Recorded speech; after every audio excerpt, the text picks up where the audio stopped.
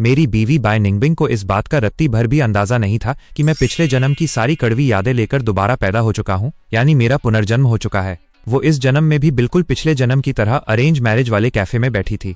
चेहरा ऐसा सीधा साधा और मासूम बना रखा था जैसे उससे ज्यादा संस्कारी लड़की पूरी दुनिया में कोई हो ही नहीं सकती। वो मन ही मन सोच रही थी कि मैं पिछले जन्म की तरह इस बार भी उसके सीधेपन के झांसे में आ जाऊंगा, उससे शादी करूंगा और अपनी जिंदगी तबाह कर लूंगा।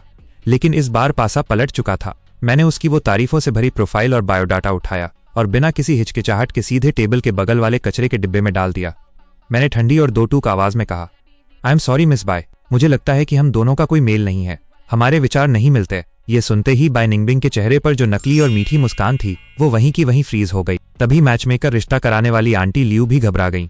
उन्होंने झटके से आगे बढ़कर मेरा हाथ पकड़ लिया और फुसफुसाते हुए बोली, अरे ओए फेंग युआन, तू पगला गया है क्या रे लड़के? बाय निंगबिंग जैसी पढ़ी लिखी, जवान और टैलेंटेड लड़की तो आज के जमाने में लालटेन लेकर ढूंढने से भी नहीं मिलेगी। अपनी किस्मत को लात मत मार, ढंग से बात कर। मैंने बहुत ही शांति से आंटी लियू के हाथ से अपना हाथ छुड़ाया। मेरी आंखें टस से मस नहीं हुई। वो सीधे बाय निंगबिंग के उस चेहरे को घूर रही थी जो पिछले जन्म में मुझे शराफत का मसीहा लगता था। इसी चेहरे ने मुझे पूरे पिछले जन्म में धोखे के अंधेरे में रखा था।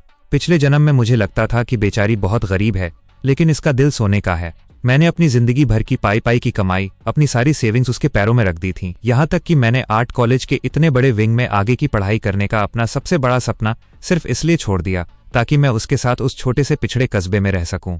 मैंने उसके घर के जाले साफ किए, झाड़ू पोछा किया, खाना बनाया और उसके कॉलेज के बड़े बड़े अधिकारियों और लीडर्स के तलवे चाटे ताकि उसकी नौकरी पक्की हो सके। मैंने उसे फर्श से उठाकर अर्श पर बिठाया और बदले में मुझे क्या मिला? जैसे ही वो कामयाब हुई, जैसे ही उसका नाम और रुतबा बढ़ा, उसने सबसे पहला काम यही किया कि मुझे एक टूटी हुई चप्पल की तरह अपनी जिंदगी से लात मारकर बाहर निकाल दिया। मैंने अपने होठों पर एक तीखी और जानलेवा मुस्कान लाते हुए कहा, मिस बाय, कोई गलत फहमी नहीं हुई है, तुम बहुत महान हो, बहुत अच्छी हो। असल बात तो यह है कि मैं ही तुम्हारे लायक नहीं हूं, मेरी उतनी औकात ही नहीं है। इतना कहकर मैं अपनी सीट से खड़ा हुआ, अपना बैग उठाया और बिना पीछे मुड़े जाने लगा। फेंग युआन, बाय निंगबिंग ने अपनी शराफत का मुखौटा भूलकर झटके से आगे बढ़कर मेरा हाथ पकड़ लिया। मैंने पीछे मुड़कर उसकी तरफ इतनी बर्फीली नजरों से देखा कि उसका हाथ कांप गया। उसे शायद एहसास हुआ कि वो पब्लिक प्लेस में अपनी इमेज खराब कर रही है, तो उसने अपनी पकड़ थोड़ी ढीली की और रुआनसी होकर बोली, मिस्टर फेंग, मुझे बस बहुत अफसोस हो रहा है। मैंने अपनी माँ से वादा किया था कि मैं आपके जैसा ही एक शरीफ, ख्याल रखने वाला और सीधा साधा पति ढूंढ कर लाऊंगी। मैं सच में? तो फिर ढूंढती रहो। मैंने उसकी बात को बीच में ही काट दिया और झटके से अपना हाथ उसके चंगुल से छुड़ाया। मैं उस शोर शराबे से भरी चाय की दुकान से बाहर निकल आया। जून के महीने की शुरुआत थी। हल्की हल्की गर्म हवा चेहरे पर लग रही थी। मैंने आसमान की तरफ देखा और एक बहुत लंबी और राहत की सांस ली। चलो, भगवान का शुक्र है, इस जन्म में सब कुछ सही समय पर ठीक हो गया।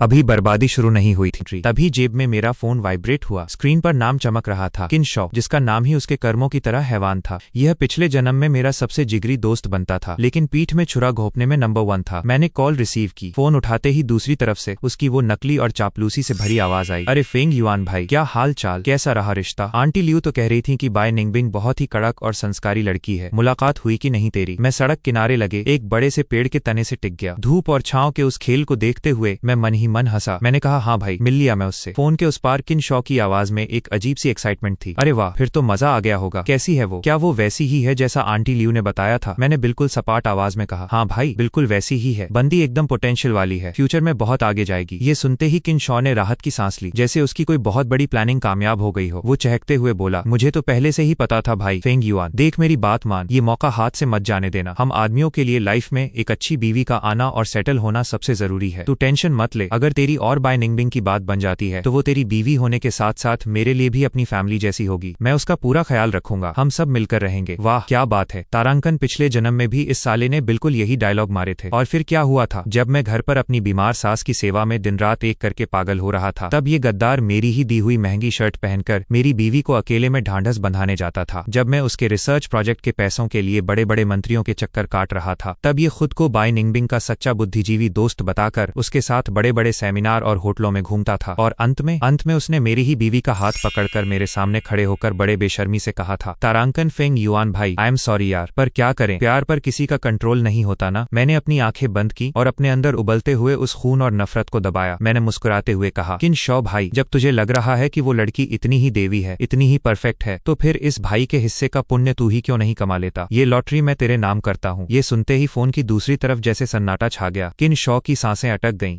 फेंग युआन, तू ये क्या बकवास कर रहा है भाई। उसकी आवाज में साफ तौर पर घबराहट और हड़बड़ाहट सुनाई दे रही थी। अरे हम तो पक्के यार है ना, तू ऐसा क्यों कह रहा है। मैंने बहुत ही ठंडे अंदाज में उसकी बात काटी। अरे भाई, दोस्तों में ही तो अच्छी चीजें शेयर की जाती है ना। तू तो हमेशा कहता था कि तुझे एक ऐसी लड़की चाहिए जो बहुत महत्वाकांक्षी हो, पढ़ी लिखी हो, जो माँ बाप की सेवा करे और तेरा ख्याल रखे। बाय निंगबिंग, तेरी इस पूरी चेकलिस्ट में 100% फिट बैठती है। पर वो तो तेरी शादी के लिए आई थी ना, उसने हकबकाते हुए कहा। पर मैंने तो उसे लात मार दी ना भाई। मैंने हंसते हुए कहा, अब मुझे सड़क पर चलते लोग और ये दुनिया बहुत खूबसूरत लग रही थी। तो अब वो बिल्कुल सिंगल है, जा और अपना चांस मार। मुझे अच्छी तरह पता था कि इस वक्त फोन के उस पार किन शॉ का चेहरा कैसा शौक और लालच के मिक्स्ड एक्सप्रेशन से भरा होगा। पिछले जन्म में वो बार बार मुझे बाय निंगबिंग से शादी करने के लिए उकसाता था, ताकि मैं पहले अपनी जमीन और पैसा लगाकर बाय निंगबिंग के रास्ते के सारे कांटे साफ कर दूं, और जब वो एक बड़ी प्रोफेसर बन जाए तो ये साला आकर मलाई खाए। लेकिन इस जन्म में मैं खुद उसे यह मौका दे रहा हूं। अब मैं भी देखूंगा कि जब मेरे खानदान का पैसा, मेरी प्रॉपर्टी, मेरा बैकअप और मेरी कुर्बानियां इस लड़की के पीछे नहीं होंगी, तो यह गद्दार अपनी उस फ्यूचर स्टार बीवी के साथ कैसे कंगाली में दिन काटता है। यह